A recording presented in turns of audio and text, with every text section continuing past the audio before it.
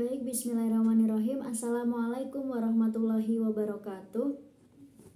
Innal hamdalillah nahmaduhu wa nasta'inuhu wa nastaghfiruh wa na'udzubillahi min syururi anfusina wa min sayyiati a'malina. May yahdihillahu fala mudhillalah wa may yudlilhu fala hadiyalah. Asyhadu an la ilaha illallah wa asyhadu anna Muhammadan abduhu wa rasuluh la nabiyya wa la rasula ba'dah. Baik, pertama-tama marilah kita panjatkan puji dan syukur kita kehadirat Allah Subhanahu wa Ta'ala yang telah melimpahkan rahmat serta hidayahnya, sehingga dengan rahmat dan hidayahnya tersebut kita masih bisa bernafas, kita masih bisa menikmati indahnya lingkungan sekitar kita dan merasakan nikmatnya iman, ihsan, sehat, dan segala apapun itu. Tak lupa juga sholawat serta salam semoga tetap tercurahkan kepada junjungan kita Nabi Allah Muhammad Sallallahu Alaihi Wasallam, yang mana telah membawa kita umatnya dari zaman kegelapan, dari zaman jahiliyah menuju zaman yang terang benderang seperti sekarang ini, menuju zaman yang penuh dengan ilmu pengetahuan. Baik, di sini perkenalkan, nama saya Dewi Aisyah dengan NIM 21000291181 dari kelas D. Di sini saya akan memenuhi tugas untuk UAS mata kuliah ilmu dakwah dengan membawakan sebuah kultum yang berjudul Meraih Masa Depan dengan Ketakwaan.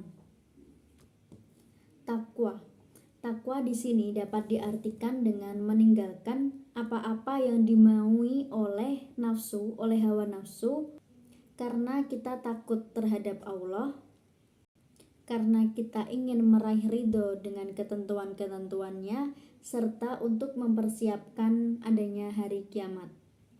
Sebagaimana yang telah dikatakan oleh Ibnu Katsir bahwa beliau menyatakan sesungguhnya sebaik-baik bekal adalah takwa.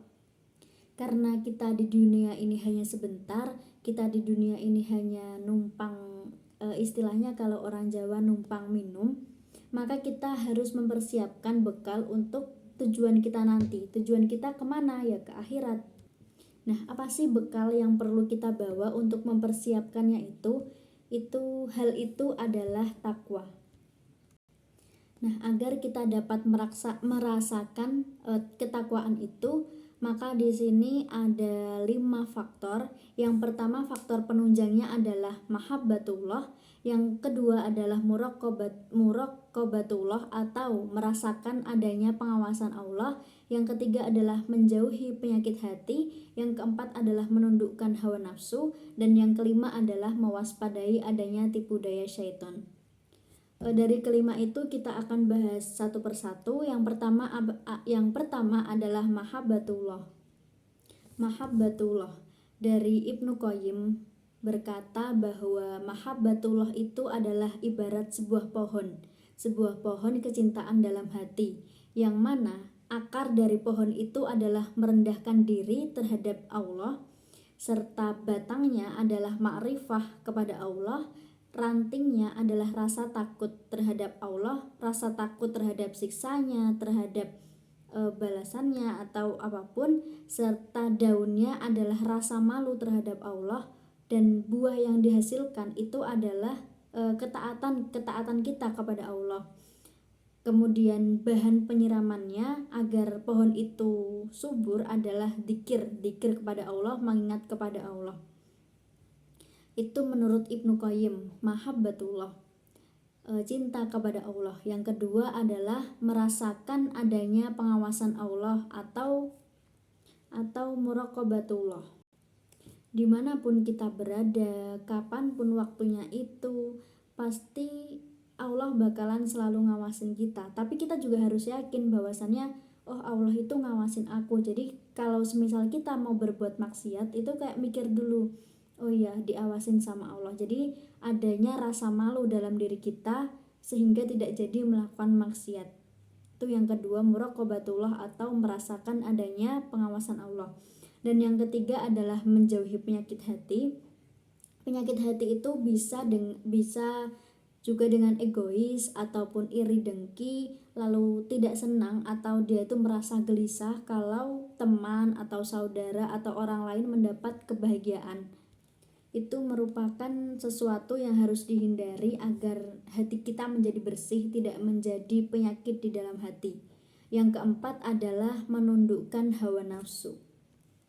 Apabila kita sebagai umat manusia ini mampu untuk menahan serta menundukkan hawa nafsu kita, maka kita akan mendapatkan suatu kebahagiaan dan tanda adanya nilai takwa dalam pribadi kita, serta di akhirat nanti kita akan mendapat balasan, yaitu balasan surga, sebagaimana firman Allah dalam surat An-Nazi'at ayat 40-41 yang berbunyi dan yang artinya, dan adapun orang-orang yang takut kepada Tuhannya serta menahan diri dari keinginan nafsunya, maka sesungguhnya surgalah tempat tinggalnya. Yang kelima adalah mewaspadai adanya tipu daya syaitan. Seperti yang telah kita ketahui bersama bahwasannya setan dalam menghalangi umat muslim, umat mukmin untuk beribadah itu, yang pertama adalah dengan cara kufur.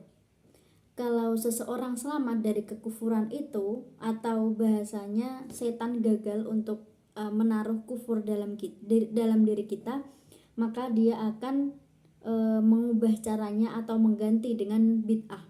Kalau bid'ah juga gagal, maka dengan dosa besar. Kalau dosa besar gagal juga, maka dengan mubah. Dan kalau dengan mubah ini gagal, maka setan akan mengerahkan bala tentaranya untuk menimbulkan berbagai macam gangguan dan cobaan yang silih berganti. Itu tadi adalah faktor-faktor penunjang agar kita bisa merasakan ketakwaan dalam diri kita. Yang pertama tadi ada mahabbatullah, yang kedua ada muraqabatullah, yang ketiga ada menjauhi penyakit hati, yang keempat ada menundukkan hawa nafsu, dan yang terakhir adanya mewaspadai tipu daya syaitan.